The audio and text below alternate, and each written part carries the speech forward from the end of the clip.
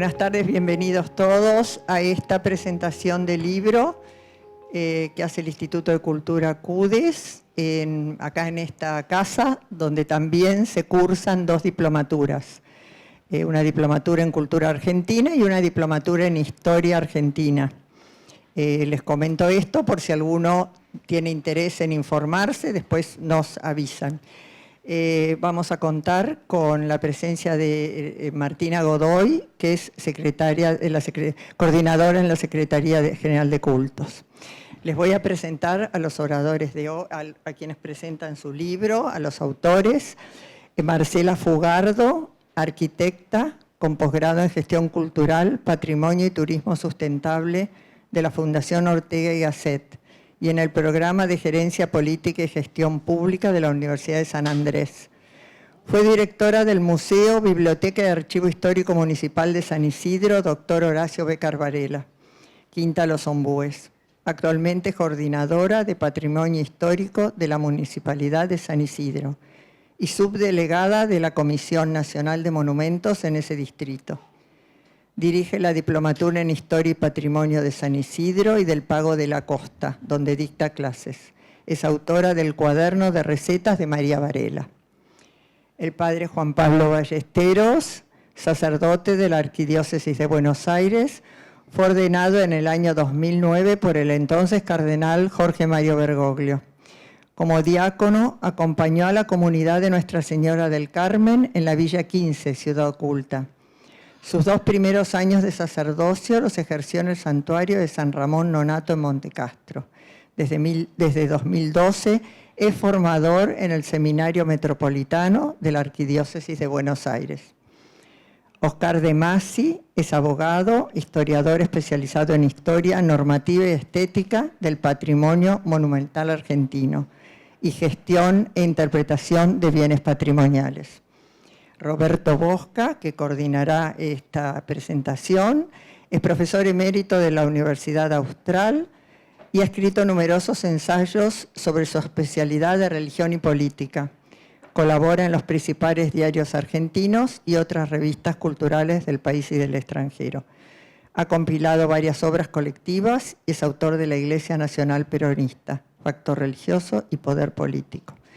En el año 1993 publicó una de las primeras obras sobre la New Age en la Argentina, bajo el título de La Utopía Religiosa de Fin de Siglo. Es miembro de instituciones académicas y culturales, entre ellas la Junta de Historia Eclesiástica Argentina. Es además director académico del Instituto de Cultura del CUDES, en el marco del cual realizamos esta presentación. Gracias, Juana.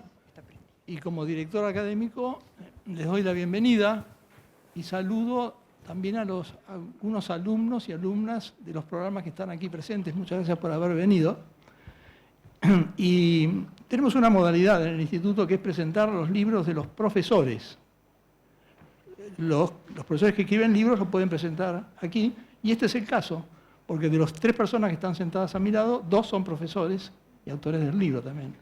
Entonces a ellos también les damos la bienvenida a esta presentación, aunque nos conocen también desde hace, en algunos casos como Oscar, casi desde el principio. Hace 15 años comenzó este Instituto de Cultura con programas de distinto tipo, ¿no? Y estamos en San Isidro ahora, ¿no? Estamos en la Quinta del Hortondo, estamos en San Isidro y ahora, como dije que yo soy director de aquí, en la parte académica solamente, porque el que manda es otro, me acuerdo, veo aquí presente a la primera alumna, Angélica Kachanowski, la primera alumna que se anotó en un programa, antes de que empezara el programa, o sea, tuvo una fe ciega en nosotros. Está aquí. Angélica Kachanowski fue la primera, confió en nosotros, o sea, tuvo una fe sin ver nada, porque no había nada todavía en ese momento, en el comienzo. Pero me viene el recuerdo también, y lo asocio, vieron que la memoria es asociativa. Entonces asocio a una de las primeras alumnas, no la primera porque fue Angélica, para que no se enoje, lo digo bien, ¿no? Pero sí una de las primeras que vino, que la atendía acá mismo, averiguar cómo era el programa, ¿no? Una cosa totalmente nueva. y me acuerdo que era una abogada de San Isidro, por eso la asociación que hice, y me acuerdo también que yo tengo muy poca memoria, muy poca, nada, pero me acuerdo bien de un detalle que me llamó la atención porque ella me pregunta, doctor, porque yo soy abogado, los abogados se dicen doctor, no son doctores muchos de ellos, pero se dicen doctor, la corte lo autoriza. Entonces me dice, doctor, ¿cómo son los exámenes de este programa? Yo le digo, doctora, no hay exámenes, estos programas son para disfrutar, para poder disfrutar la Argentina. Entonces me dijo, no, entonces me anoto. Inmediatamente se anotó, porque dice, sí, yo ya tengo, no sé, 2 máster, un doctorado, basta, ahora lo quiero disfrutar, ¿no? O sea que, la verdad, y bueno, y se venía de San Isidro, junto con unas amigas, bueno, todas las semanas durante 2 años, ¿no? Muy meritorio. Y después con el tiempo se anotó de vuelta, creo que cuando hicimos en San Isidro. Pero bueno, no voy a, ustedes saben que los abogados hablamos mucho, así que voy a resumir. Estos, como decía, son libros de profesores. Aquí dan clase los profesores, no dan clase los profesores que estudian en los libros y dan la clase, sino que acá dan clase los profesores que escriben los libros, que no es lo mismo. Lo digo con bastante orgullo, porque es así, además es verdad. Bueno, entonces vamos a hacer ahora, la modalidad que tenemos en las presentaciones habitualmente es un diálogo del autor con un interlocutor, con un colega. Acá vamos a hacer un triálogo, porque vamos a hilvanar algunas cosas, van a hablar los 3, por supuesto. Sí, tetrálogo, si me dan a mí como interlocutor, pero yo prometo hablar poco. O sea que ahora hablo mucho, pero hablar poco, ¿no? Bueno, el libro, vamos a hablar ahora. No puedo dejar de decir algunos piropos que son de rigor en todas las presentaciones. Prosa impecable, pureza de estilo, elegancia en las formas. Bueno, y mucho más, ¿no? Precisión, recurso a la fuente, ya en un aspecto más académico, más científico, una, digamos, profundidad en la investigación. Si les suena que estoy exagerando, cuando vean el libro se van a acordar de esto que estoy diciendo ahora. Acuérdense, ¿eh? Bueno, pero vamos al tetrálogo, entonces. Y empezamos con el cura, ¿no? Para quedar bien, sino porque el cura es un sacerdote que tiene mucho protagonismo en esta historia, así que le voy a preguntar que nos hable él, digamos, el padre Juan Pablo Ballesteros, ustedes muchos lo conocerán. Yo le voy a preguntar a él el significado del lugar, o sea, si él sabe cómo fue que una quinta se transformó en un instrumento formativo, cómo fue a parar, digamos, de una cosa a la otra, que nos cuente un poquito, brevemente, les aviso que va a ser todo muy breve. A mí no me gustan las cosas largas porque la gente se aburre y se va. Entonces vamos a ser breves. Bueno, buenas tardes a todos. Gracias, Roberto, por la pregunta y por animar un poco este espacio de presentación. Bueno, ¿cómo llegó a ser un instituto de formación, una quinta de uso familiar, ¿no? Tenemos que remontarnos vamos a empezar por el final, que es lo que la casa hoy, la finalidad de la casa hoy, que es la de ser un instituto de formación sacerdotal. Ahí en la Quinta del Hortondo funciona hoy el curso introductorio al Seminario Metropolitano de Buenos Aires, de la capital. No sé si conocen el edificio de Villa Devoto. Bien, bueno. Ese edificio de Villa Devoto tiene su antecedente o su sucursal, decimos aquí, en las Barrancas de San Isidro, en esta casa. En este lugar cursan su primer año los seminaristas que ingresan para ser sacerdotes de la arquidiócesis. Y funciona con esta finalidad desde el año 1968, que cuando los documentos del Concilio Vaticano II, el Concilio Vaticano II que empieza a dar unos nuevos lineamientos, sobre todo para la formación y la vida de los presbíteros, recomienda, por las características de la época, que ya los seminarios menores estaban dejando de estar poblados y que ya estaban llegando jóvenes a la formación sacerdotal con un camino hasta, les diría, universitario o laboral, no tanto de los colegios secundarios. Entonces se veía la necesidad de tener un tiempo, que no aclaraba mucho el concilio, pero un tiempo de preparación previa al seminario mayor, que es lo que está funcionando en Villa Devoto, ¿no? Un discernimiento, digamos. Un discernimiento. Y esas eran las dos características que tenía que tener ese periodo, ¿no? El discernimiento de la vocación sacerdotal en un entorno donde pudiera desarrollarse mucho más la vida espiritual, y también en un entorno comunitario. Eso, perdón, no llegó a ser seminario menor, entonces. No, eso antes, por eso digo, empezamos por el final y ahora te cuento, Roberto, cómo eso tiene un antecedente que es el preseminario. El preseminario. Estamos hablando en 1968, los documentos conciliares, cito simplemente en una breve parte, que decía el decreto Optatantos Ius, que sugería que hubiera un tiempo, un periodo dedicado a la iniciación de los seminaristas, decía el documento, para que perciban el sentido y el orden de los estudios eclesiásticos y su fin pastoral, y sean ayudados al propio tiempo a fundamentar y penetrar en la fe toda su propia vida, y se confirmen en abrazar la vocación con entrega personal y alegría de alma. Bueno, eso decía el concilio y precisamente ya existía.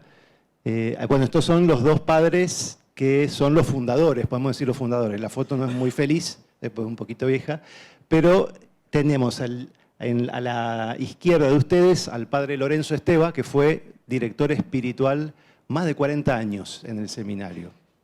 Y después al rector, el padre Albisetti, que era el rector en ese momento, cuando se funda la casa. Y fueron los dos puntales que acompañaron todo el proceso del seminario. Ese fin es el que se conserva hasta el día de hoy. Por eso decía, empezábamos por el final y volvíamos al principio. Acá tenemos dos fotografías de los primeros cursos. A la izquierda tenemos el primer curso, ahí faltan algunos de los jóvenes que ingresaron dos más de los que figuran ahí. Muy jovencito, veo a uno en la punta, muy conocido después. Exactamente, a la izquierda, Alfredo Seca. Rector de la UCA y de obispo también, ¿no? Exactamente. Alfredo fue el primer curso que abre precisamente el curso introductorio en el año 68. Pero anteriormente, como bien nos recordaba Roberto, esto funcionaba como preseminario, es decir, desde su fundación fue específicamente, y para eso fue donada, para que se formaran los futuros pastores, los futuros sacerdotes. Esa fue la finalidad con la que fue donada la casa. Y desde 1936 funciona como preseminario, que la Congregación de la Virgen Niña, que nos va a hablar después Marcela, es la que lleva adelante la formación de estos niños, porque no eran jóvenes, eran niños, que estaban terminando el colegio primario. Exactamente. Y ya, digamos, tenían algún atisbo de vocación, por eso iban ahí. Exactamente, y no eran niños huérfanos, aunque las hermanas que se hicieron cargo se dedicaban también a la formación y a la educación de niños, pero estos no eran niños huérfanos, eran niños que tenían padres, pero que vivían en un internado con la intención de ser sacerdotes, y de hecho hay muchos testimonios en el libro de los chicos que escribían esos deseos de niño, ¿no? de llegar un día a ser sacerdote. Algunos llegaban, otros no. Ahí tenemos el caso del cardenal Sandri, que pasó por esa casa. Estuvo en el Vaticano, ¿no? Exactamente, estuvo en la Santa Uno de Sede. los argentinos que fueron a Roma a vivir. Así fue. Y ahí estamos viendo fotos del interior de la casa. Hemos pasado la capilla recién, que es el espacio sagrado dentro de la casa, el corazón de la casa, la que pasamos anterior. Esta, ¿no? Bueno, después Oscar nos va a explicar un poquito algo de la capilla. Y aquí tenemos el espacio del aula, que es donde los muchachos hacen sus clases, todas las mañanas reciben formación de iniciación. Luego eso los va a ayudar a poder enfrentar la carrera eclesiástica en la Facultad de Teología de la Universidad Católica. pero aquí es como una primera nivelación. Y bueno, ahí vemos los espacios de estudio, el espacio de oración. Del mate. Del mate y la oración, el acompañamiento esencial para esos momentos. Y ahí se ve la barranca, ¿no? Y ahí al fondo, que no se ve, pues está tapado por los árboles, pero está el Río de la Plata. Se puede llegar a contemplar desde la casa el Río de la Plata. Ahí está.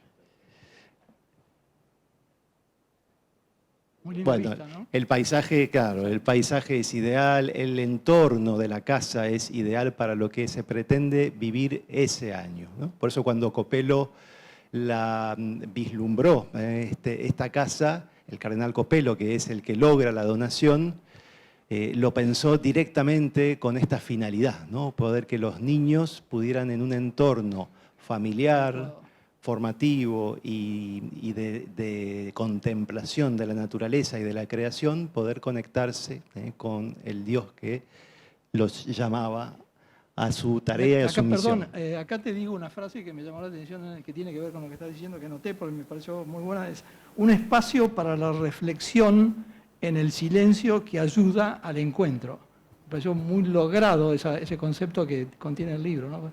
Es lo que vos estás diciendo, ¿no? Exacto, porque en el silencio uno empieza a callar los ruidos externos y empieza a conectarse con lo más profundo, lo más hondo, y es donde Dios habita, donde podemos encontrarnos con nosotros mismos y podemos descubrir también, bueno, aquello que Dios nos invita a avanzar, a crecer, a madurar. Y en el camino de un joven que viene con todas las fuerzas y las energías y las ganas de entregar su vida, bueno, este entorno es privilegiado para eso. ¿Vos sos el director? Yo fui director durante 8 años y vicedirector 3 años antes, así que tuve 11 años ahí en la casa. ¿Y cómo se portaban? Se portan muy bien. Sí, son jóvenes, la verdad que todos los jóvenes que han pasado por ahí, no puedo decir nada, con un deseo de entrega, de amor a Dios, a la iglesia, y un deseo de ser realmente santo, ¿no? Un deseo de santidad. Así que, y lo hermoso de esta tarea es que conoces a todos los que después quizás sigan otra vida, otro camino, que tengan familia, que sigan un camino distinto, pero bueno, han pasado todos por ahí y esa gracia de poder conocerlos y poder saber qué es después de la vida de ellos también es un regalo, ¿no? Para uno que ha pasado ahí como director Bueno, tanto y tiempo. algunos llegan a obispos y tienen, digamos... También, sí. Bueno. Algunos llegan a obispos, sí. Así que... Bueno, esa es la finalidad de la casa en la actualidad. Y no sé si... ahí está. Bueno, estos son algunas de las tareas que no son solo que estudian o que están en oración, que sí, que hay un momento muy especial y particular, sino que también la parte deportiva, de esparcimiento. Tenemos 2 frontones ahí en la casa, ahí están jugando al básquet los muchachos, y allá el trabajo de mantenimiento de la casa y del parque, porque lo que tiene este año es que no tiene empleados, la casa no tiene empleados, salvo la cocinera, que por razones obvias hay que comer bien, y nosotros somos un desastre los varones para cocinar, algunos. Y entonces es el único empleado que hay en la casa. El resto del mantenimiento, limpieza interior de la casa, mantenimiento dentro de lo que se puede con los jóvenes de la casa. Imagínense que es una casa muy antigua. Y también el mantenimiento del parque, todo es trabajo que se hace con los seminaristas que viven en ese año en la casa. Muy bien, muchas gracias. Esta foto es cuando se cumplieron 50 años del curso introductorio, que hubo una particularidad ese año, y era que todos los directores que habían pasado estaban vivos. Ahora ya algunos fallecieron, pero en ese momento estaban todos vivos, y logramos que pudieran estar casi todos, nos faltó alguno, pero están ahí casi todos los que han pasado como rectores. Monseñor Villalba fue el que está en el centro, el cardenal, fue el primer director de la casa en el año 1968, que presidió esa Eucaristía.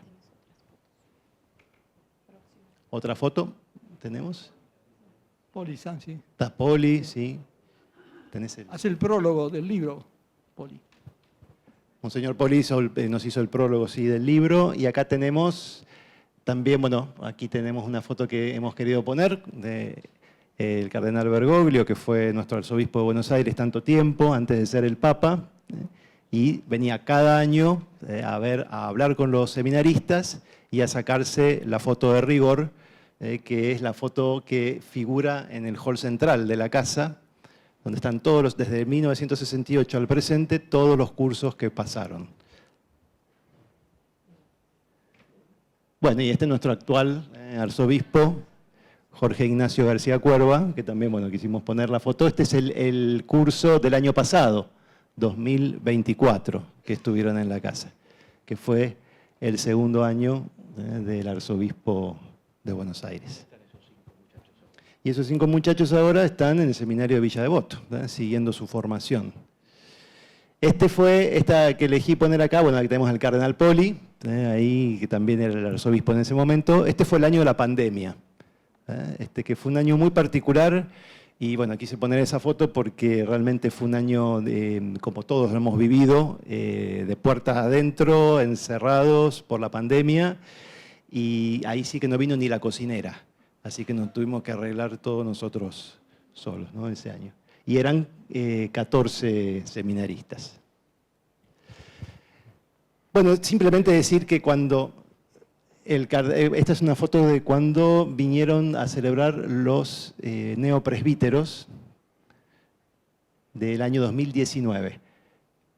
Actualmente uno de ellos es hoy formador del seminario, el padre Gonzalo, que es el que está a la derecha.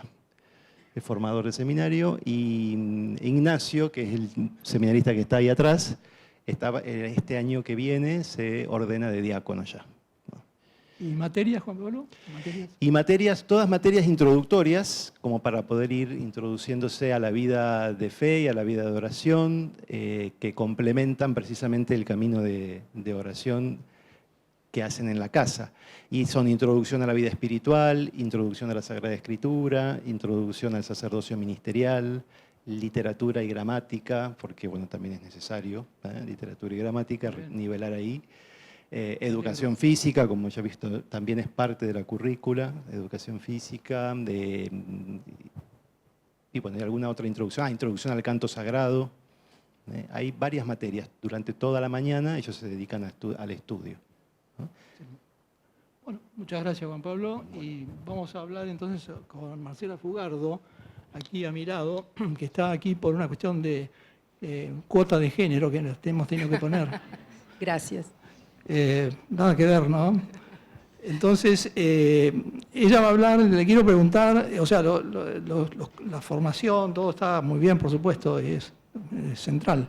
Pero a ella le quiero preguntar por la gente, porque los ladrillos son importantes, pero lo más importante son las personas. Y quiero que ella nos hable, porque debe ser de las personas que más conoce en este punto que voy a decir, la personalidad de Isabel Armstrong de El Hortondo, que fue, digamos, la madre de la criatura. Y la verdad que, bueno, a mí me gusta emplear palabras arcaicas, que no se dicen más. Por ejemplo, ella era una matrona. Como ustedes tienen algunos años, saben de lo que estoy hablando, ¿no? Una especie de desaparecida, ¿no? Pero que era muy, muy valorable y que necesita ser valorada. Y ahora Marcela nos va a hablar de Isabel y quién era ella, digamos. Y también le voy a preguntar un poco de la Virgen Niña, que era la congregación a la cual el cardenal Copelo, si no me equivoco, le encargó la atención de la casa. Así que, Marcela, Bueno, muchas gracias, Roberto. Bueno, uno de los objetivos que nos trazamos junto al padre Juan Pablo y Oscar fue recuperar la memoria de Isabel Armstrong del Hortondo, que, como bien dice Roberto, fue una figura fundante de esa quinta de las Barrancas de San Isidro. Comprender qué fue lo que inclinó, la que la llevó a llevar adelante esas obras de caridad y el sostenimiento del culto y de la educación. Y eso nos condujo a repasar su biografía, que estaba muy dispersa en distintas publicaciones, identificar fuentes, y ahondar en esa riqueza, en esa doble riqueza material y espiritual, y también buscar algunos hitos principales de su vida. Y esta casa, que como bien les mostró recién el padre Juan Pablo, que hoy sirve para que prácticamente todo el clero de Buenos Aires pasó por allí en su primer año de discernimiento, también fue una casa y una escuela de oración y virtudes cristianas. Y dicho espíritu, próxima foto, esta es Isabel, aquí está. Bueno, esta es la casa, una fotografía que nos facilitó un descendiente de Isabel, Eduardo García, que le agradecemos muchísimo. Oscar después va a Eduardo hablar García de Sáenz. la parte de edilicia, así que después hablamos. Sí, aquí tenemos la casa en una fotografía que estaba de 1861. Y bueno, su destino como instituto vocacional va en línea con aquellos ideales de acentuada religiosidad que caracterizaban a Isabel. Su nombre completo, miren, era Isabel Francisca Armstrong Villanueva, nació en Buenos Aires hace poquito, un 16 de octubre de 1829. Y su padre fue el irlandés Thomas Armstrong y su mamá, Pastora Villanueva. Fue uno de los primeros matrimonios de mixta religión, ya que el novio era anglicano y la novia era católica romana, lo cual motivó que la boda se celebrara a través de las 2 ceremonias para conformar la fe y el rito de ambas familias. Así que en Isabel convergen 2 linajes de fortuna y de relevancia social, de abolengos británicos y españoles, y criollos, claro, y de los credos anglicano y católico. Y contrajo enlace, podemos pasar la próxima, acá estamos, acá está Isabel, y contrajo enlace con Federico Lortondo, allí lo ven, en la iglesia de San Ignacio, en esta misma ciudad, y tuvieron 5 hijos. Podemos parar la próxima. Bueno, acá todavía faltaba el 5.º, pero acá la vemos a Isabel muy joven. Esta también foto nos facilitó Eduardo. Sus 5 hijos, Justa, Mercedes, Josefina, Lázaro e Isabel. E Isabel, como bien dijo Roberto, perteneció a ese ciclo de matronas, a diferencia de las damas patricias, como pueden ser Mariquita Sánchez, que fueron mujeres que actuaron en la Revolución de Mayo y en la Independencia. Las matronas son las que nacieron en las postrimerías del gobierno liberal de Rivadavia, crecieron durante la época de Rosas, vivieron su madurez en la época de la Organización Nacional y ya su vejez en las postrimerías del siglo XIX. Ella nació en 1829. 1829. Justo Rivadavia, ¿no? Claro, justo, pero con lo cual esto nos hace pensar que esta mujer del siglo XIX vivió todo tipo de enfrentamientos civiles y de cambios políticos y sociales. La familia que no había sufrido la guerra, había sufrido el destierro o la peste, o habían golpeado muchos de sus hogares. Estas circunstancias hicieron que las matronas, y en especial Isabel, fuera una mujer de temple superior, de carácter fuerte. Miren, esto lo ponemos en el libro, de talante generoso y de costumbres austeras. Carácter fuerte, talante generoso y costumbres austeras. De una piedad religiosa ostensible, pero sin sobreactuación, transformada en obras de caridad, asistencia solidaria, educación y sostenimiento material del culto. Y fueron numerosas las instituciones de caridad que tuvieron a Isabel como colaboradora, promotora, presidenta, bueno, la Sociedad de Socorros, la Sociedad de San José, San Vicente de Paul, etc. Su mano dadivosa también acercó su caridad sobre los indígenas, los pobres del Chaco, de Chubut, de Tierra del Fuego. Y aunque, acá podemos pasar la próxima foto, aquí tienen el portón de la quinta que todavía ostenta este medallón con sus iniciales, si pueden ver ahí, la I, Isabel Armstrong de Lortondo. Allí siguen esos portones como marca de identidad de Isabel. Y aunque residía en el centro de la ciudad, que era su lugar de nacimiento, pasaba estas temporadas de verano en esta quinta. Florida y Corrientes. Ahora vamos a ver una foto de ella. Y cuenta Pastor Obligado que cada 15 de mayo ella acompañaba la procesión de San Isidro Labrador y llevaba en andas a Santa María de la Cabeza, la mujer de San Isidro Labrador. integró el grupo de mujeres fundadoras de la Sociedad de Socorros de San Isidro, pero quizás uno de sus gestos más significativos o más visibles hayan sido, aquí vemos algunas fotos, sí, falta la... Aquí está una de las fotos que tenía el folleto de remate, ya en 1930, pero fíjense lo que es la casa, el paisaje, el jardín que lo circunda, las esculturas que daban la bienvenida. Ahora llegamos. Y ahora la próxima, bueno, esta es la marca que aún sigue allí, que es la devoción identitaria de su familia, la devoción a la Virgen de Lourdes, que quedó de manifiesto porque mandó a construir en el talud de la barranca de su casa esta hermosa gruta de Lourdes que ven aquí.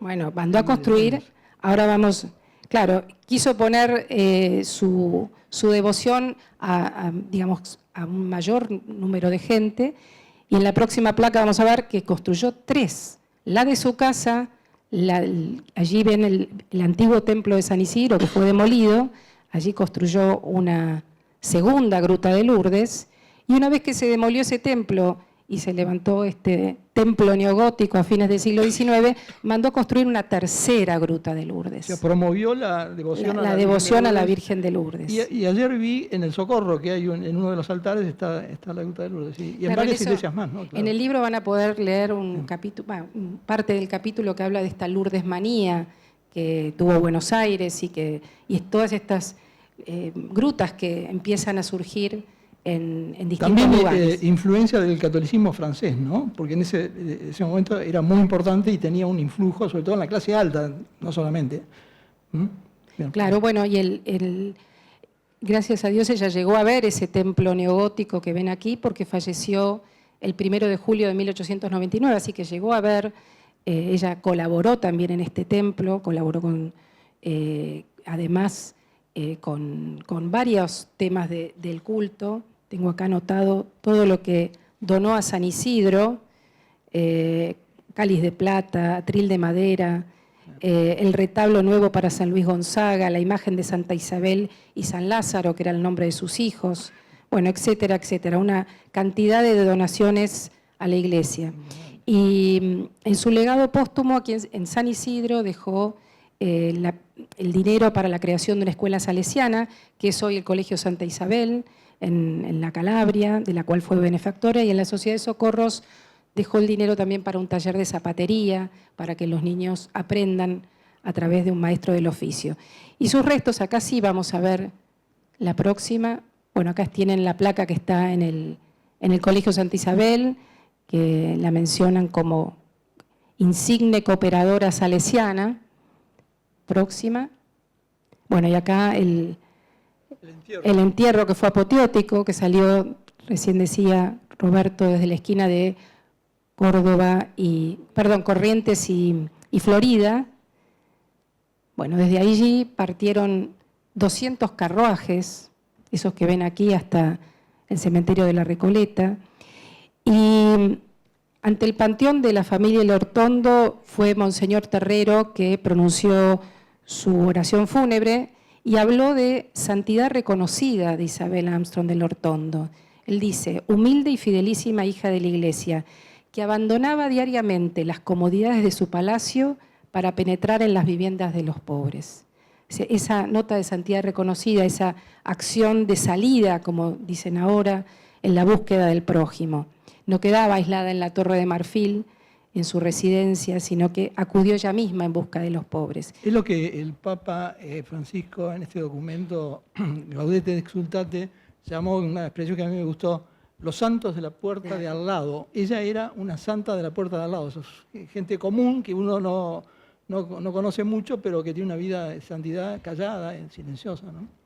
Y desde ese instante quizás no era tan poco conocida, en ese momento fue muy conocida, y su figura era una inspiración para otras mujeres de Buenos Aires. Este entierro fue lo más importante. Fue muy importante, lo veníamos hablando, que fue una de las manifestaciones. Después del entierro de Encarnación Escurra, fue el entierro de una mujer más multitudinaria en la historia de Buenos Aires. Bueno, pero si bien ella no donó directamente la casa en San Isidro, sino que siguió ocupando sus herederos, fueron sus nietos los que donaron la quinta. Bueno, eso viene después. Sí, no, más tarde.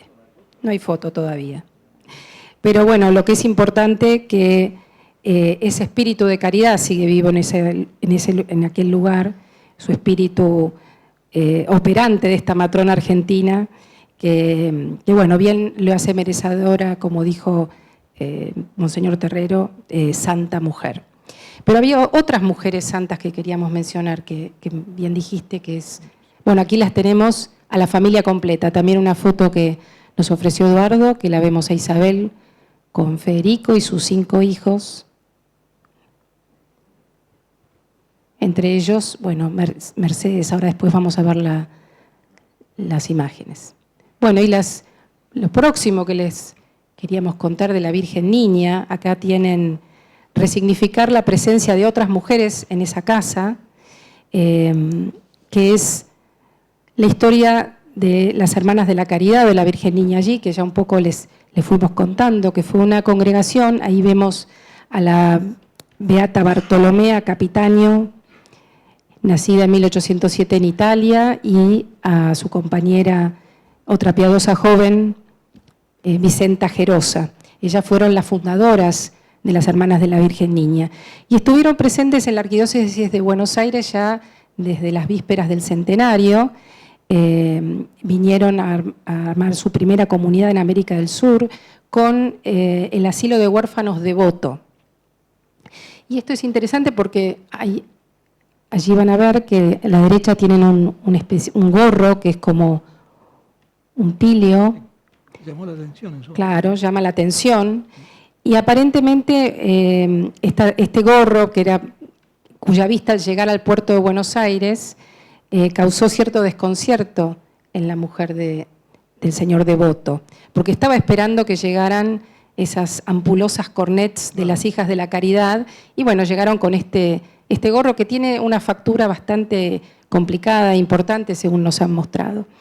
Pero bueno, ella ya tenía una probada experiencia en materia de educación cuando el arzobispo Santiago Copelo, con el espíritu de dirigir la casa y la escuela para niños, como bien decía antes el padre Juan Pablo, eran niños entre 8 y 12 años que venían a cultivar esa vocación sacerdotal. Acá tienen algunas imágenes en la galería de una de las hermanas con los niños. Y la presencia en la comunidad comienzan en 1938, y esa primera comunidad estuvo formada por la hermana superiora, que era la hermana Carmen Andrighetti, que estuvo 26 años, desde el año 38 hasta su fallecimiento. La hermana Teresa Lisa, vamos a ver otra foto. Allí la ven a Teresa Lisa, a la hermana Batistina Colombo y a la derecha a la hermana Lucía Primón, que era mandataria y que estuvo durante los 30 años que permanecieron allí, fue la que se ocupó de numerosas actividades. Bueno, y a lo largo de esos 30 años mantuvieron en la congregación 4 hermanas que se ocupaban de las celadoras, trabajaban en la cocina, se ocupaban del mantenimiento general, y fueron esas primeras mujeres formadoras de esos potenciales seminaristas. En tal carácter, la responsabilidad era enorme, y la hermana Reali les dice: «Le suore saranno madri per questi ragazzi». Bueno, origen italiano. Claro. Y como ocurre con las madres de familia, bueno, ahí ya las ven, que tenían que asegurar, equilibrar, como hoy veíamos a los seminaristas ocupándose del jardín, a los chicos también se debían ocupar del jardín, además de repartir el día entre la oración, la escuela, la comida, la recreación, el descanso. Pero las hermanas tenían una probada experiencia en ese rubro. Y cumplieron aquí en esta casa una tarea asumida como una misión de servicio también al Señor, presente en los rostros de aquellos chicos. ¿Podemos pasar la próxima? Aquí los ven también ocupándose el jardín. En la de la derecha es Monseñor Jaquinta, ocupándose. Cada uno de los niños tenía su sector del jardín, el que se tenía que abocar. Bueno, y fueron educadoras, pero también testigos del Evangelio. ¿Qué otras características podemos decir que usaron para cumplir su misión? Inteligencia, bondad, espiritualidad, actitud de servicio, disciplina, previsión, sentido práctico, que ninguna mujer que, bueno, lleva adelante una casa con niños no le tiene que faltar sentido práctico. Y tras cumplirse ya 86 años de la llegada de ellas a esta casa y 46 que la tuvieron que dejar, de ahí que las autoridades del instituto lo han permitido tener un sector, si hay una próxima foto. Bueno, acá ven a los niños formados frente a la columnata. Se ha armado un espacio de recuerdo dedicado a las hermanas que actuaron en el lugar, en la sala comunidad, y aquí le ven a la imagen que se ha vuelto a emplazar. Acá, para los que no conozcan, esta es la imagen de la Virgen Niña. Bueno, y cómo la consiguió el padre Juan Pablo. Pero lo importante es que la casa tiene la devoción de la Gruta de Lourdes y ahora la Virgen Niña y San José también.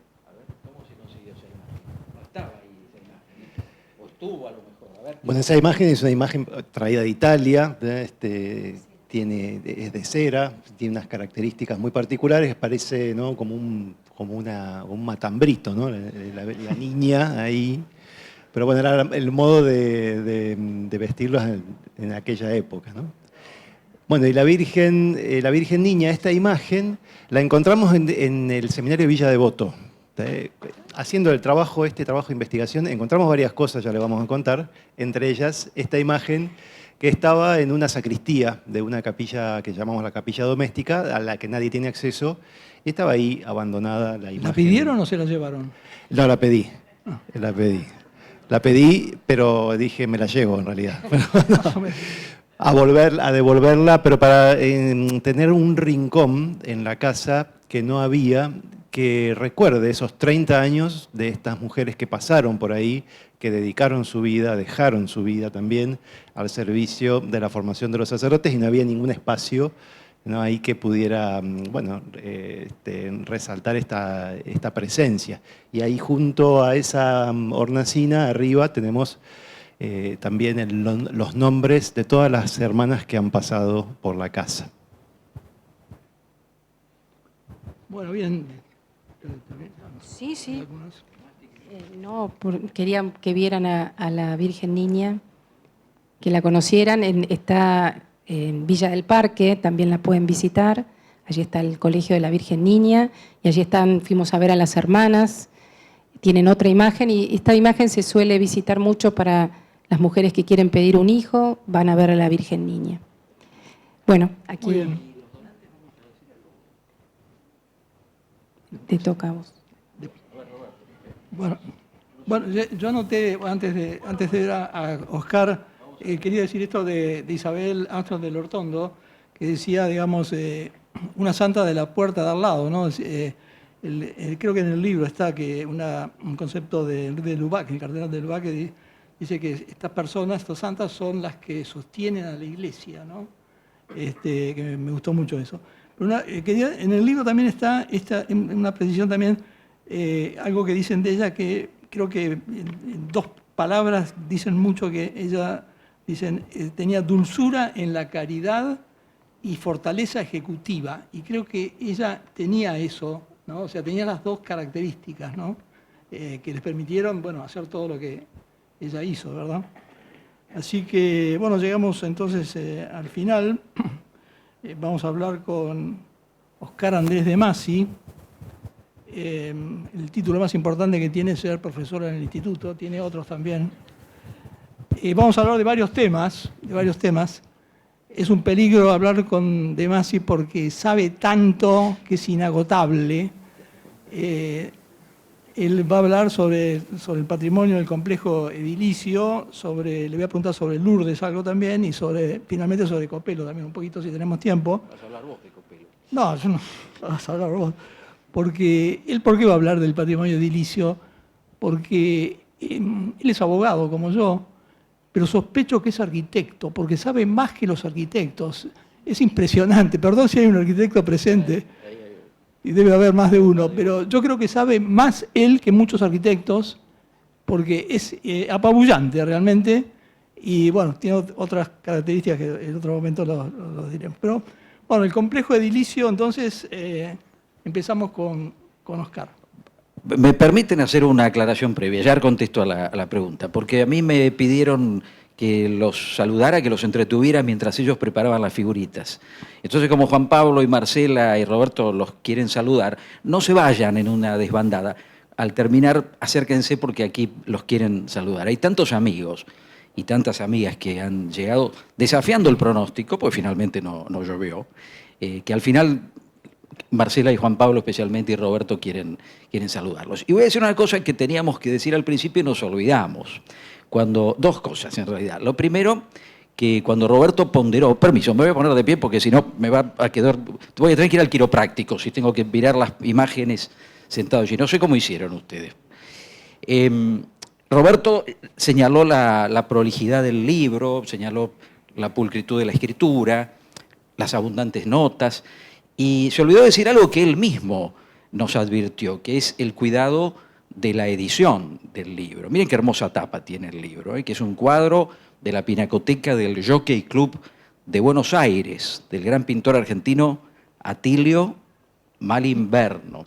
Y vos querías decir que quiénes son los responsables de esta estética que acá está presente. Bueno, el editorial, ¿no? Bueno, por eso digo. Pero eso realmente, si ustedes se fijan en el libro con detalle, van a ver, es una obra de orfebrería, porque está muy trabajado, no solamente la corrección de los textos, por supuesto, que eso también, ¿no?, desde el punto de vista académico, sino como libro, como factura, digamos, es llamativo en los 7 capítulos y los 4 anexos que tiene, ¿no? Sí. La prolijidad que tiene, bueno, es llamativa. Bueno, y el señor Colabelli no sale por la puerta hinchado de orgullo porque está acá presente y es el responsable de Editorial Agape. Así que bueno. Y lo segundo que queríamos decir también, pues lo aclaramos siempre que lo presentamos, es que cuando nos propusimos, o cuando el padre Juan Pablo nos propuso escribir este libro, que era un anhelo que hacía tiempo él abrigaba en su corazón, y Marcela Fugardo, como vecina de San Isidro y funcionaria de San Isidro, también atesoraba esta intención, fue feliz el haberse podido encontrar. Dijimos, no vamos a hacer un libro, a escribir un libro de genealogía. Lo explicamos porque muchas veces vienen los descendientes, bienvenidos todos, por supuesto, y encuentran con que no está la biografía de todos los que pasaron por esa casa.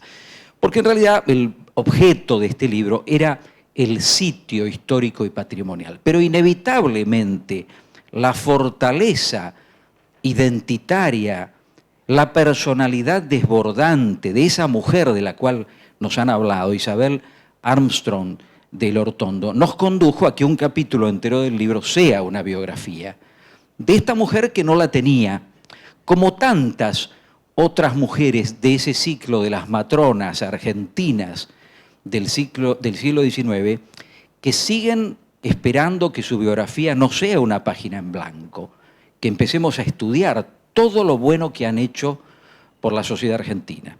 Isabel es una de ellas, pero hay tantas otras. La señora Lamarca de Coronel, Carmen Nóbrega de Avellaneda, Alvear Unzué, tantísimas otras matronas argentinas que prodigaron gran parte de su riqueza al servicio de la Iglesia y de la sociedad argentina. Adelia María Arilaos de Olmos. La marquesa pontificia, muy bien señalado.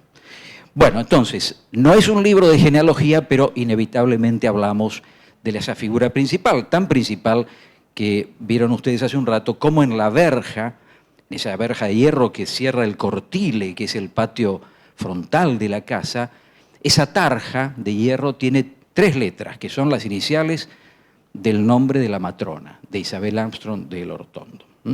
Bueno, así que estamos. Y lo que, Roberto, tú me pides es que entonces hable... Sí, de varias cosas te pido. Bueno, ¿no? a ver, empecemos por algunas. Vamos a tener que sintetizar. Sí, bien. La casa. Vamos a ver la casa. Esta casa de la cual nos han hablado del uso, nos han hablado de esa propietaria insigne, que es quien crea de alguna manera este complejo edilicio, es llamativa. Yo digo, si ustedes alguna vez han caminado por la calle El Hortondo en San Isidro, cercana allí al mirador de Primera Junta, seguramente no han podido evitar reparar en esa casa. Esa casa que está detrás de una reja, que a su vez hay un prólogo de un jardín, otra verja, 2 pilares, un cortile y el castillo. Bueno, lo primero que hay que decir es que es un ejemplo de una arquitectura de ocio y recreo suburbano del pasado argentino. Podríamos decir de una época dorada, que es la época dorada de las quintas suburbanas. Quintas al norte, quintas al oeste, quintas al sur. Las hubo en San Isidro, en San Fernando, en Tigre, en Olivos, en Temperley, en Lomas de Zamora, en Ramos Mejía. La época de las quintas. Y esta es una quinta que era muy citada. Si ustedes toman cualquiera de las guías de viajeros, por ejemplo el Mulhall, el Handbook of the River Plate, esa guía formidable para saber a dónde te conducía el ferrocarril, si tú decidías salir de Buenos Aires, va a estar la quinta del Hortondo mencionada, siempre con el apellido del Hortondo. También estamos haciendo una tarea de rescate del componente femenino de esta casa. Acostumbrémonos, y esto es algo que lo insisto y lo decimos con convicción, a nombrar las quintas con el nombre de los 2 propietarios. Porque muchas veces la quinta se levanta en el suburbio por deseo y por pedido de la señora de la casa. Y tantas otras veces la quinta se levanta suntuosa con los dineros de la señora de la casa.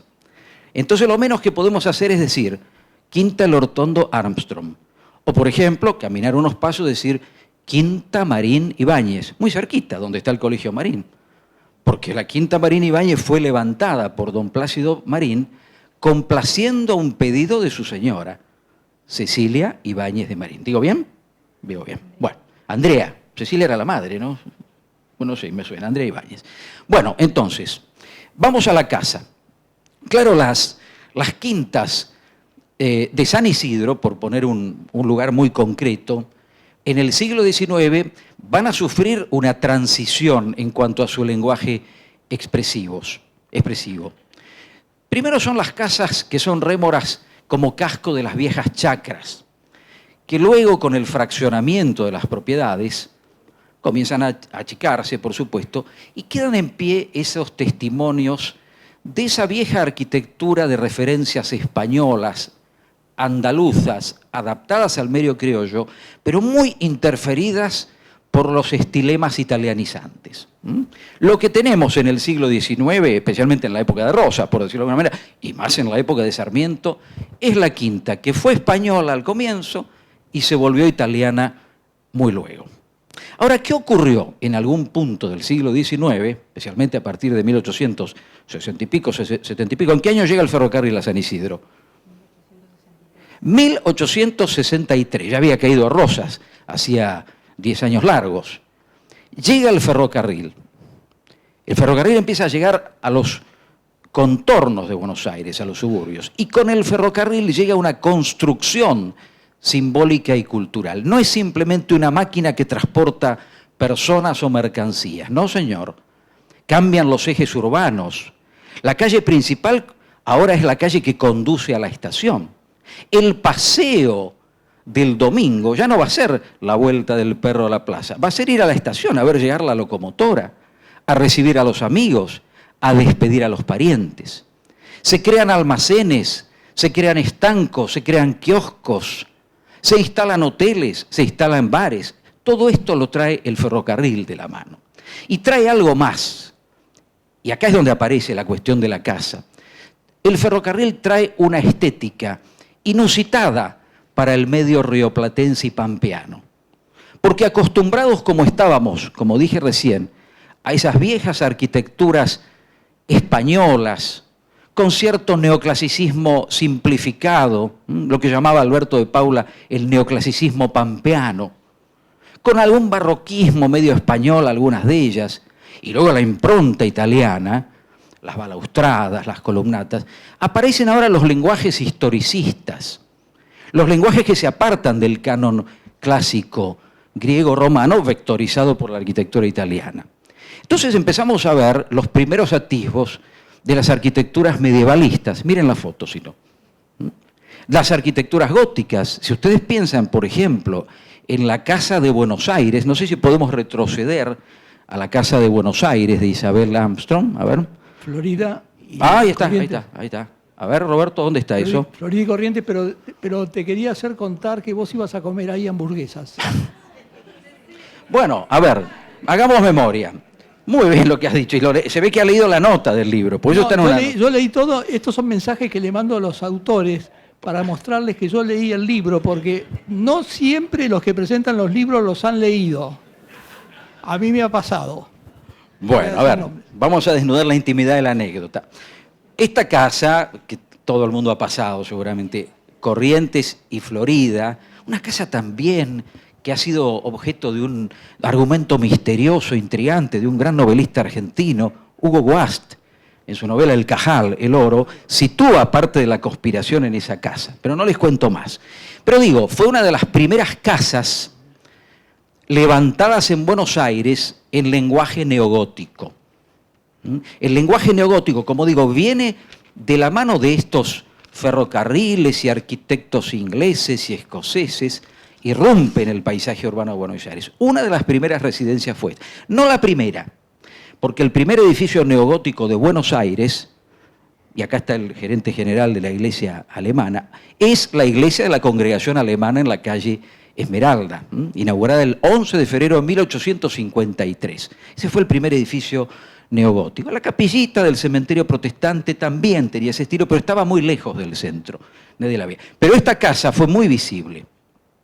Andando el tiempo, la casa sufrió sucesivas ventas. Algunos se acordará que acá estaba la zapatería Mayorga. Sí. ¿Se acuerdan que había un cartel que decía Mayorga? Bueno, y andando el tiempo se instaló una casa de fast food que se llamaba Burger King, exactamente. Y como dice Roberto, como yo en esa época trabajaba muy cerquita de este lugar, algún día a la semana nos reuníamos con el querido amigo en común y gran historiador argentino Alberto de Paula.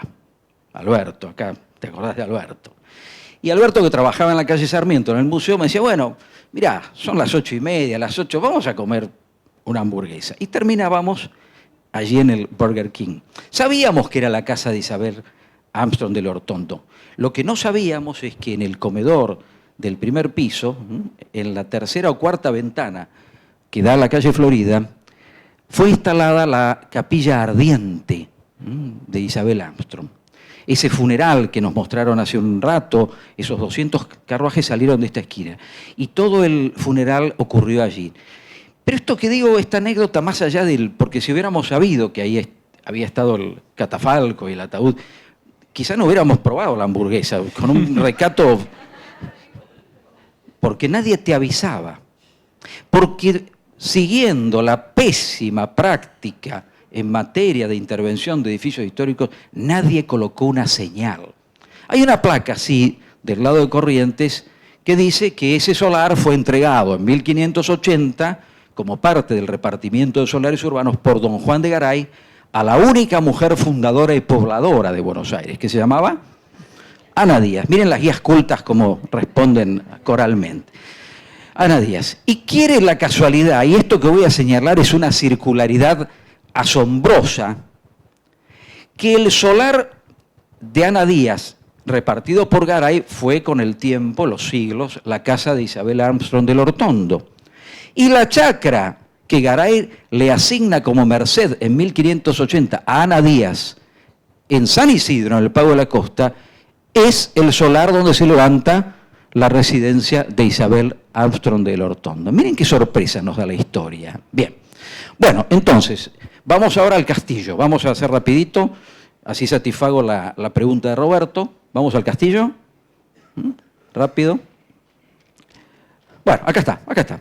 Fíjense ustedes la prestancia de ese volumen. Claramente, sí, es una arquitectura que podríamos llamar castillesca, neomedieval, compacta. Tiene la impronta de una fortaleza. Fíjense las dos torres o bastiones.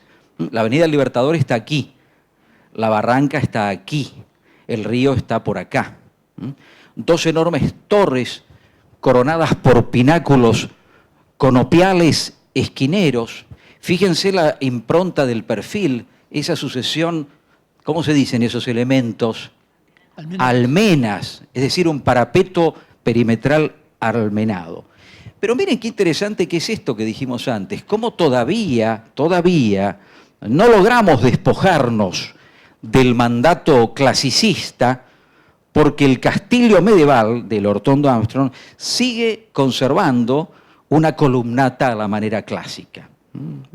No son tan clásicos los capiteles, cuando uno los mira de cerca hay ahí una fantasía medio medieval, pero el elemento, el cuerpo columnata, es una señal de clasicismo. Bien, ¿qué más querías que dijera, Roberto? Estamos más o menos con esta descripción, ¿verdad? No, también si podés hablar algo del parque, Bueno. del mobiliario, Bien. que tiene que ver con Sanssouci un poco también, y bueno, algún otro detalle que también me interesa. Fíjense cómo este edificio, de alguna manera, es como la síntesis visual de lo que llamamos el patrimonio integral. ¿Qué significa el patrimonio integral? Y esto es muy importante, y acá hay gente muy formada en temas de patrimonio, en la teoría y en la práctica. Miro a algunos que conozco. Significa que hoy ya no podemos pensar al patrimonio como una simplemente colección de edificios hermosos.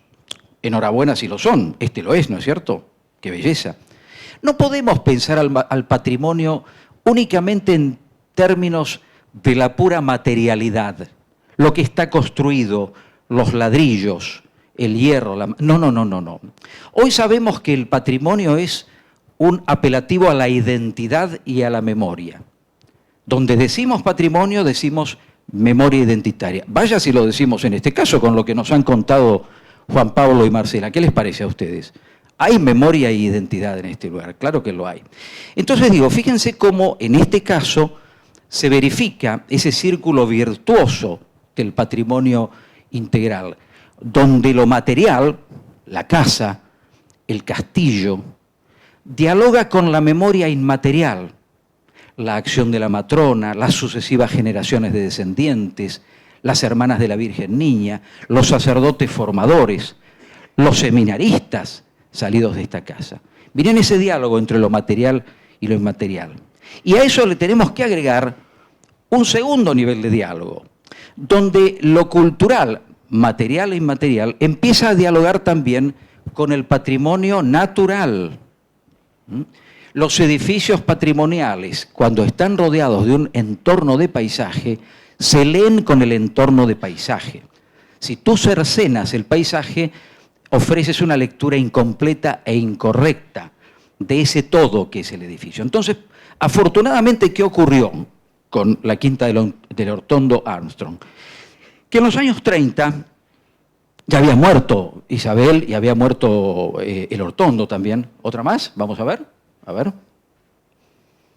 Bien. Ya había muerto el matrimonio fundador.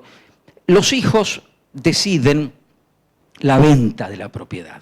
Entonces acá aparece este documento de la casa Fürst Sapiola, que ofrece en el año 1930 gran parte del parque que llegaba hasta la actual Avenida del Libertador, que en aquella época, ¿cómo se llamaba? Avenida Barrio, muy bien, en homenaje a el doctor, muy bien, al doctor Manuel Barrio, acá me apuntan correctamente, vecino de San Isidro, catedrático de la Universidad de Buenos Aires. Entonces la familia de los descendientes, que ya son ramas casadas con los Bember, con los Alvear, deciden la venta de la propiedad para formar el llamado Barrio Parque El Hortondo. Seguimos suprimiendo el apellido de Isabel todavía. Bien, la primera venta fracasa, mal momento, pésimamente elegido el momento del remate, es la crisis del 30. Los lotes no eran excesivamente caros, no logran venderse. Entonces, ¿qué pasa al poco tiempo? Marcela, ¿qué ocurrió luego? A ver, vamos a ver. ¿Está ahí? Ah, no, está bien. No, está bien, dejémoslo, pensé que había otra. Perfecto. Un segundo loteo tiene más éxito al año siguiente. Se empiezan a vender los lotes. Imagínense lo que es hoy este barrio. Lo conocen, ¿verdad? Allí, Libertador, la calle España, La Barranca. Pero no se vende el polígono principal. Acá está, miren el polígono del jardín, con la casa en pie, el castillo en pie. No se vende. Hay toda una historia allí, incluso para el segundo loteo. Miren qué interesante lo que nos contaban antes. Se decide salir a la subasta de los lotes el Día de la Virgen. Nuevamente, esa fe puesta en la Virgen por esta familia. Entonces, como el polígono principal con la casa no se vende, aparece en escena alguien a quien hemos nombrado, el cardenal Santiago Luis Copelo. Copelo que conocía este lugar. Copelo era nativo de San Isidro. El papá de Copelo era dueño de quizá el almacén más importante del pueblo. Y Copelo cuenta en sus memorias que siendo un mocoso muy, muy chiquito, acompañaba al carrero de su papá, al señor que manejaba el carro, a hacer el reparto de las mercancías. Y en ese reparto entraba a la casa del Hortondo Armstrong. Y dice, y allí pude conocer, dice Copelo, a tantas damas que hicieron la grandeza de la sociedad argentina. Y Copelo cuenta que también se hacía sus escapadas a la falda de la barranca, bajaba de la cresta para rezar en la gruta de Lourdes que había levantado Isabel Armstrong. O sea que estaba en la memoria de Copelo tan presente este lugar, era como un objeto anhelado. Entonces decide pedirlo en donación.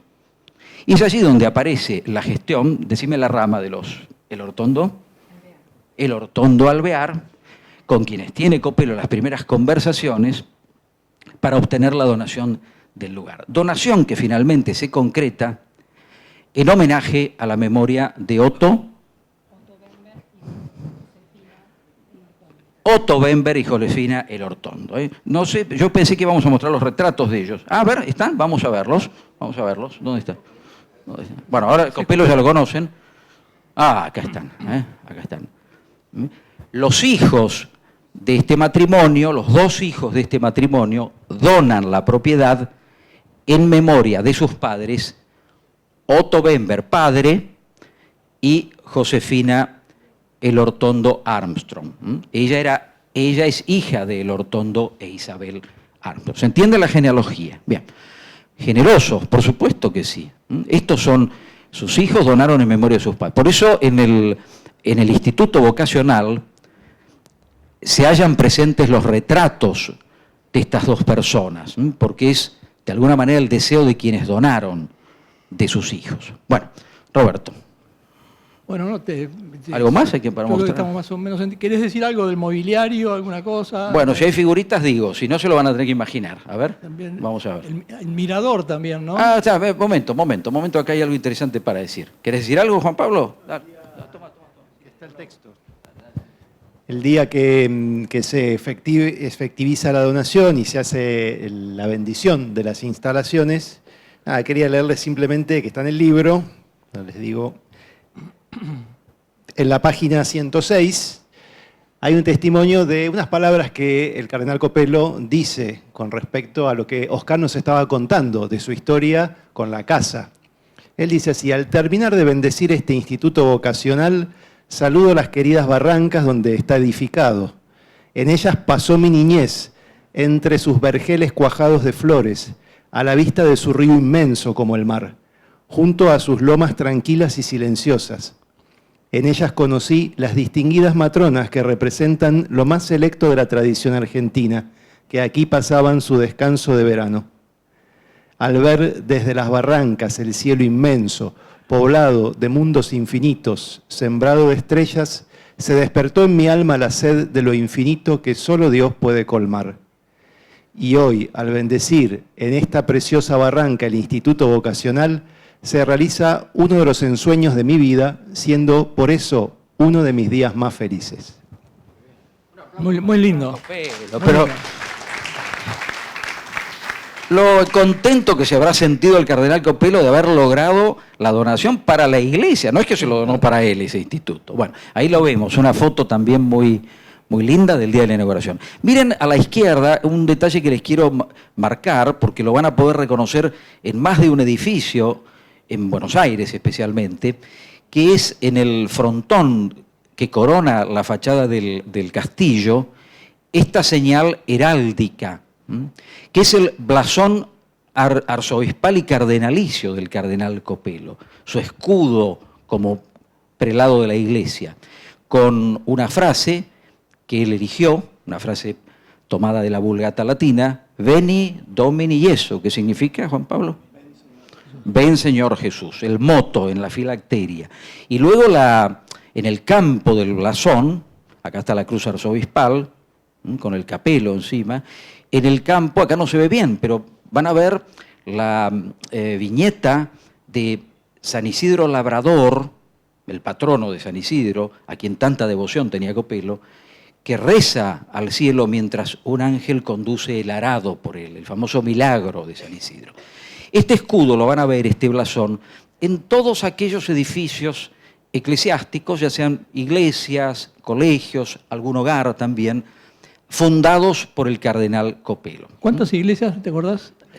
No, en Buenos Aires son más de 40 las que él, en el primer plan de parroquia, sí, 40 y pico largas, y algunas que no son del clero diocesano, por ejemplo la iglesia de la que está en el Parque Chacabuco, la Medalla Milagrosa, que es de los padres vicentinos, pero que fue levantada a impulsos de la Marquesa Pontificia y el cardenal Copelo. Donde ustedes vean este blasón, allí detrás está la marca del cardenal Copelo. Bien.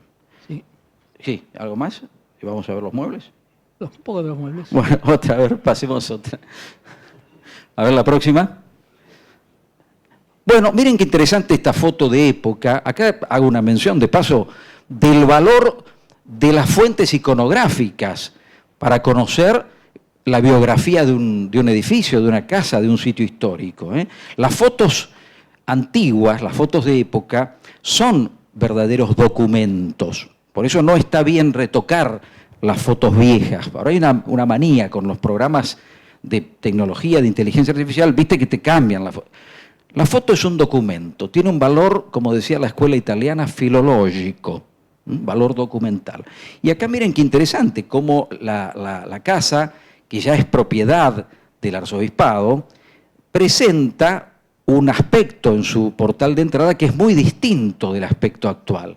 No tiene el aspecto majestático que tiene ahora, esos altos pilares. Es una casa más del barrio, con este tipo de portoncitos que estaban hechos con alambres tejidos y caños huecos.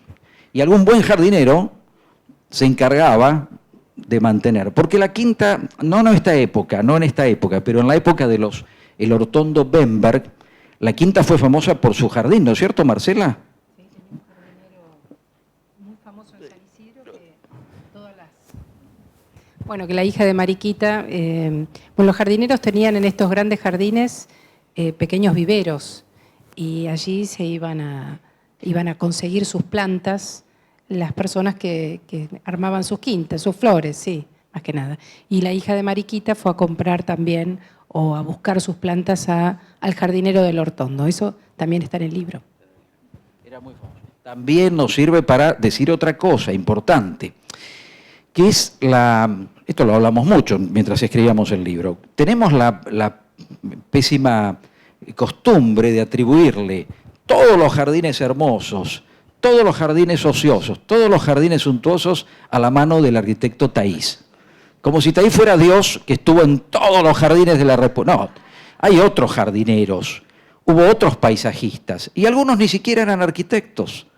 Por ejemplo, en el Pago de la Costa, es un trabajo que tenemos que completarlo alguna vez, lo venimos haciendo, hay cantidad de jardineros españoles, italianos, portugueses y alemanes. No son tan famosos como Carlos Taís, pero han dejado su marca en los hermosos jardines de la Barranca. Bueno, ¿qué más tenemos? A ver, pasamos otra foto. ¿Dónde está la próxima? ¿Sí? ¿No hay otra foto? A ver, operador de fotos. Se durmió. No sé dónde está el operador de fotos. Bueno, alguna pregunta. Mientras tanto, vamos a hacer el entreacto. Ahí está, acá está. Próxima. Bien. Bueno, este es el patio central, el cortile. Originalmente no era así la casa. Si ustedes piensan en cómo sería cuando el matrimonio adquiere esta propiedad, que era la quinta el Elíseo o el Eliseo, porque pertenecía a Eliseo Velázquez. No era esta casa castillesca, era esa especie de casco a la manera española italianizada. Y donde hoy vemos estas galerías cerradas por vidrieras, había simplemente una galería sostenida por columnillas de metal, como era la moda en la época. Próxima. Bueno, una vista de la columnata, lo que les decía, acá está el río. Próxima. La columnata. Algo que nos dijo el padre Juan Pablo, y es que siempre en la quinta, siguiendo la costumbre de las quintas, hubo perros. ¿No? Y todavía hay perritos, ¿no es cierto? ¿Cuántos? 2 perritos. Son muy buenos aparte. Y ladran mucho cuando uno llega, lo cual da la razón al refrán, que el perro que ladra, nunca mordieron estos perros. Próxima. Bueno, detalles que les señalaba, fíjense, estos pináculos conopiales a la manera de garitas angulares que rematan en este elemento que se llama trompa, que es lo que sostiene el pináculo, pero fíjense el alarde ornamental. La trompa no es un elemento geométrico, sino que se ha dotado de un motivo vegetal. Próxima. Lamentablemente no sabemos quién es el proyectista de la... No, buena pregunta. No, la casa original ignoramos quién la proyectó, como tantas otras casas de esta misma antigüedad que no poseen planos originales. Bueno, un elemento interesante en el jardín, que también es parte de las prácticas epocales del suburbio y la barranca, es este hermoso mirador, que está concebido, nuevamente acá hablamos de las rupturas de los lenguajes clásicos, en un lenguaje rústico del tipo rocalia. La rocalia es una moda, especialmente para todo el equipamiento de los jardines que ocurrió a finales del siglo XIX, principios del siglo XX, donde los elementos construidos, que son de cemento con armazón de hierro, imitan la forma y la textura ¿de qué? De los troncos. Muy bien, de los troncos. Acá tenemos un hermoso mirador rocalia, con su umbela, que es el conopeo que le hace de cobertizo. Próxima, próxima. Bueno, otro elemento que les quisimos mostrar, no se ve desde la vereda, fíjense ustedes la riqueza de componentes paisajísticos de este jardín que rodea la casa, que es este hermoso puente. Nuevamente, ¿qué lenguaje es este? Rocalia, de vuelta, nuevamente Rocalia. Sobre este arroyo, que hoy hay el arroyo, Juan Pablo, no, ya no está. Próxima. Ahora entramos a la capilla, entramos a la pequeña capilla que, como dijo Juan Pablo, es el corazón espiritual del lugar. ¿Allí celebran la Santa Misa? Todos los días se celebra la misa en esa capilla. Todos los días se reza por las intenciones y demás, ¿verdad? Bueno, miren este caso de la capilla. Se va Estela Oriana, gran actriz del Pago de la Costa. Chao, Estela, chao, chao. La capilla. Ya existía una capilla u oratorio privado en tiempos de los Elortondo Armstrong. No sabemos bien cómo era, porque no tenemos registros fotográficos, ni croquis, ni dibujos. Seguramente el altar estaba recostado sobre este muro testero, al modo anterior a las reformas litúrgicas del Concilio Vaticano II. Sería muy probablemente una tabla con su sotobanco y un retablo en alzada. Cuando se encaran las reformas para adaptar esta casa con la función de instituto de formación, aparece en escena, y acá sí queremos destacarlo porque es otro de los hallazgos que nos permitió este libro, Juan Pablo lo dijo muy bien, con este libro nos encontramos de pronto con episodios históricos, patrimoniales, hasta entonces desconocidos. Por ejemplo, esa imagen de la Virgen Niña que vimos antes. Entonces, fíjense cómo opera a veces lo que llamamos la serendipia, cuando uno encuentra lo que no busca. Pero si uno es un investigador serio, las cosas salen al paso. Entonces nos encontramos con estos muebles del equipamiento de la capilla, este crucifijo hecho en cerámica policromada, no vemos los colores, tiene colores, y vemos también este cofre, que es el sagrario, miren la rusticidad, la impronta como rústica, como arcaica, del cofre del sagrario soportado en este cipo, diríamos, o pilar, o fuste, donde hay unos bajos relieves porque están calados en la superficie de la mampostería. El cordero eucarístico, miren cómo derrama su sangre sobre las vides y las espigas, símbolo del pan y el vino, la Santa Eucaristía. Bueno, pero ¿dónde nos conduce esto? ¿Hay otra foto de estas obras? Ah, muy bien. Y el Via Crucis también. Nos conduce al autor de estas obras, que es un gran artista argentino, cuyas obras en el Instituto Vocacional San José no están en los catálogos oficiales. Miren la sorpresa que tuvimos.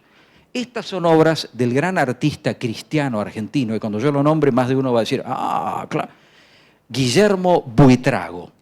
Guillermo Buitrago, un artista fundamental para la expresión del arte cristiano de la Argentina en la primera mitad del siglo XX. No voy a hablar hoy de Buitrago, merecería sí una charla específica, un hombre que se forma con su tío, que era obispo allá en Jujuy, que a diferencia de tantísimos artistas argentinos de principio del siglo XX, cuando completa su formación en la academia, decide no viajar a Europa, no va a París, no va a Roma, no va a Florencia, prefiere viajar por el noroeste argentino y los países limítrofes de la Argentina. Quiere empaparse de los estilemas estéticos de la región. Por eso concibe un arte tan particular, Guillermo Buitrago. Es un hombre que está en la modernidad, fíjense el geometrismo de las figuras, pero al mismo tiempo hay un arcaísmo cristiano. Él pasa un año, casi 2 años, en una especie de retiro, reflexionando acerca de cuáles son las invariantes que deben determinar la labor de un artista cristiano. Guillermo Buitrago. Bueno, este tesoro, por eso digo, el patrimonio funciona, siempre digo lo mismo, como la mamushka, una muñeca adentro de otra. Dentro del predio tenemos el castillo, dentro del castillo tenemos la capilla, y dentro de la capilla lo tenemos a Buitrago. Y una cosa que quiero señalar, a ver, vamos a darle la palabra al padre Juan Pablo, que lo diga rapidito. ¿Qué pasa ahí? ¿Qué anomalía notamos, Juan Pablo, en esa estación? ¿Cuántas estaciones tiene el Vía Crucis? 14, ¿verdad? Son 14, siempre fueron 14. ¿Y qué dice acá? A ver, ¿qué pasa? Bueno, quiso representar precisamente la escena de la resurrección, ¿no? Que no está en los Vía Crucis porque los rezamos los días viernes y el Viernes Santo, que es el día más especialísimo, y llegamos hasta el sepulcro, hasta ahí nos quedamos, en espera de lo que es la resurrección. Bueno, Guillermo Buitrago quiso también que estuviera la estación número 15, que algunos Vía Crucis la tienen. Bueno, a ver qué hay en la próxima, porque vamos llegando al final ya, Roberto. Sí, ya termino. Sí, para tranquilidad de todos. Bueno, más tesoros dentro del... Acá Roberto decía, contá que algo tiene que ver con el Palacio Sanssouci, que está muy cerquita, está allí en Punta Chica. Bien.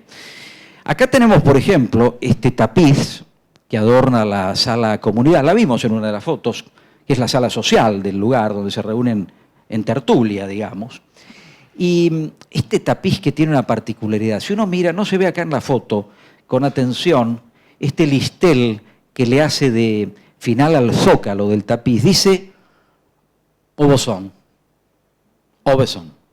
Es un tapiz salido de los telares de una de las manufacturas quizá más importantes de tapices del mundo.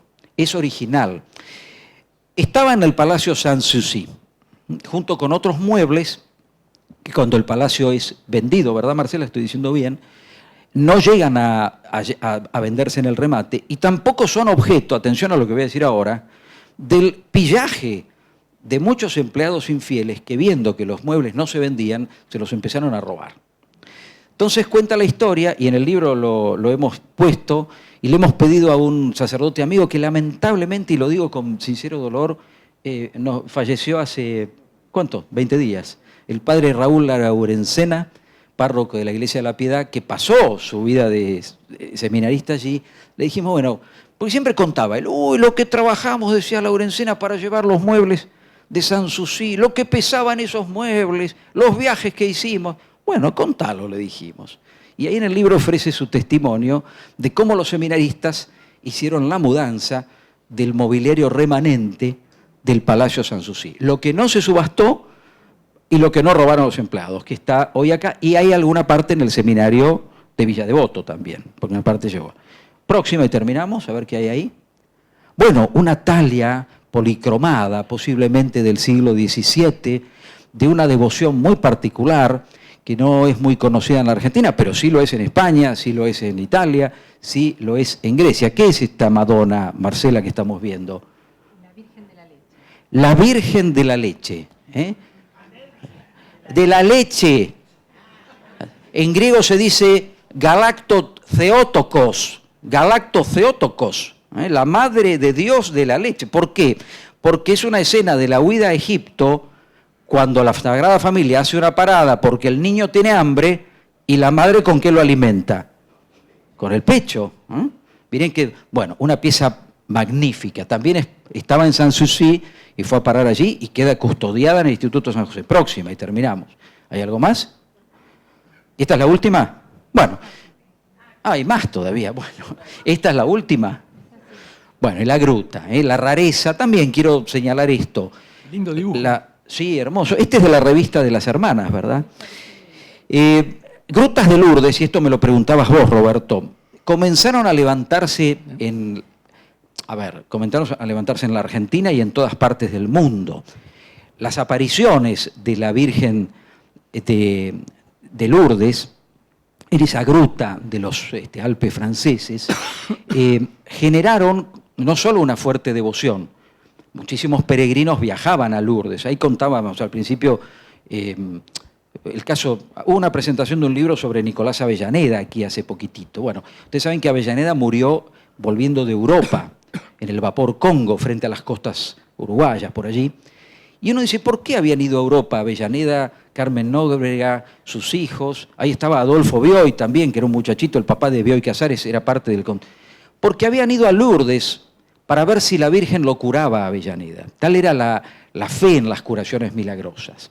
Entonces, en todo el mundo, a medida que progresa la devoción, se genera una práctica, atención a la palabra, que es la práctica de reproducción de grutas de Lourdes, tomando como ejemplo y modelo la gruta original. Es más, muchos arquitectos, franceses, españoles, ingleses, norteamericanos, quizá algún argentino, viajaron a la gruta original para tomar las medidas del antro, de la cueva de las apariciones, y tratar de hacer las grutas lo más cercanas a esa escala. No es el caso de la de El Hortondo, que es más pequeña, pero tiene dos características importantes, como patrimonio material, como patrimonio inmaterial ni hablar, porque cuánta gente habrá entrado, ¿no es cierto?, a rezar, gente del barrio, que entraba a rezar cuando se podía. Primero, no conozco otra gruta en la República Argentina que haya sido construida, porque esta es una gruta construida con mampostería y fierro, excavando el núcleo de la falda de la barranca. Se han comido una parte de la barranca para instalar allí dentro este edificio, que está realizado, por otra parte, fíjense ese pórtico, esa especie de imafronte, muy raro, en lenguaje también rocalia, esta especie de imafronte artificial que se adelanta con relación al plano de la entrada, forma una especie de nártex en lenguaje rocalia. Lo mismo que el mirador, lo mismo que el puente, lo mismo que algún banco antiguo. Bueno, esa es una característica de esta gruta. La rareza, no conozco otra igual. Y lo segundo, ¿hay una foto interior de la gruta? ¿Sí? ¿Se puede ver adentro la gruta? A ver, y ya con esto nos vamos. Una foto, me gustaría que la vean. Nos gustaría que la vean. A ver, más atrás. Vamos a ver. Había una foto interior, ¿no? Yo creo que vi una foto interior. A ver. Ahí está. Miren. Stop. Acá tienen la breve escalinata de acceso de piedra. Acá estaba esto que les digo, el imafronte pegadito al muro en lenguaje rocalia. Y miren el interior. Acá está Bernardita. Acá está la Inmaculada. El antro ha sido excavado, como digo, y rellenado con mampostería, pero simula la gruta original, porque se han tomado la molestia de reproducir incluso un elemento muy característico de la gruta allá en Francia, que es la pesada estalactita, que también está replicada allí. Entonces me pregunto, para terminar, ¿cuántas generaciones de vecinos de San Isidro cuando se podía entrar? ¿Cuántas generaciones de sacerdotes de la arquidiócesis habrán ofrecido al pie de la Virgen sus intenciones en esta gruta. Miren si el patrimonio es algo más que los bienes materiales. Es mucho más. Es memoria el patrimonio. Bien, ¿algo más me quedó por decir? Ya estamos en hora ya, entonces un minuto para decir algo sobre Copelo, que decía Oscar. Copelo me hace acordar, da un paralelo con el cardenal Jorge Mejía, porque ambos son de San Isidro y ambos vivieron muchos años en Roma.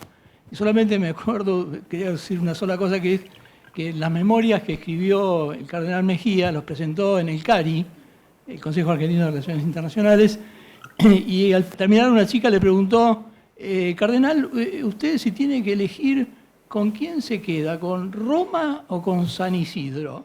Y el cardenal la miró y dijo, Roma es Roma, pero San Isidro es San Isidro. Una respuesta muy cardenalicia. Y termino, es decir, simplemente lo de Copelo no, es para otro día, porque Oscar, la referencia, porque Oscar está con la idea de en algún momento escribir un libro juntos, y bueno, no sé si lo escribiremos en esta vida o en la próxima reencarnación, pero en algún momento lo vamos a hacer. Pero yo lo defiendo, Copelo.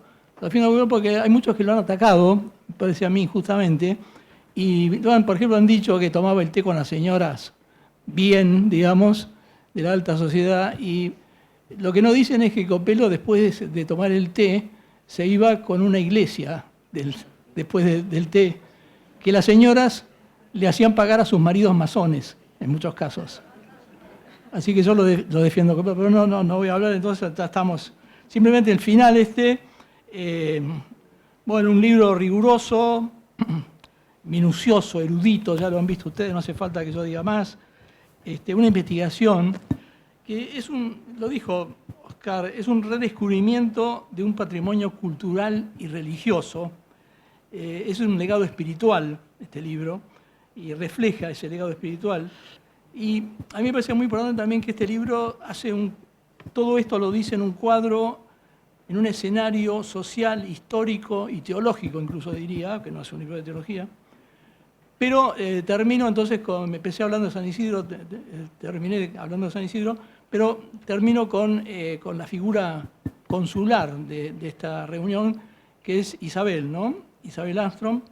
Y yo dije, una santa de la puerta de al lado, hace poquito el Papa escribió un documento muy importante que se llama Dilexité, algunos de ustedes lo habrán leído. Al final de ese documento, lo invito a repasarlo, si no lo han leído, a leerlo. Él dice que, hice una referencia a la reivindicación de la caridad de las matronas, ¿no? Desaparecidas, y a mí me parece que el Papa dice ahí, en ese párrafo al final, que es una virtud, digamos, la beneficencia, la caridad, como muy degradada, muy despreciada, incluso entre los mismos creyentes, dice el Papa, no fuera de la Iglesia, en la Iglesia, y entonces yo rescato esa actitud de caridad, esa actitud que dije, digamos, de dulzura que tenía Isabel, y esa firme determinación de hacer cosas, de concretar, ¿no? Que eso se ve claro también. O sea, termino rescatando esa memoria de esa persona que fue, sin duda alguna, una santa de la puerta de al lado. Muchas gracias. ¿Puedo pasar un último aviso, Roberto? Habrán visto que está la mesita de venta del libro. Todo lo recaudado por la venta del libro, quiero contarles que es a beneficio del Instituto Vocacional San José. Los autores han renunciado a sus derechos de autor, de modo que quienes compren el libro están colaborando con el sostenimiento de ese enorme complejo de edificio y de jardín. Así que bueno, gracias.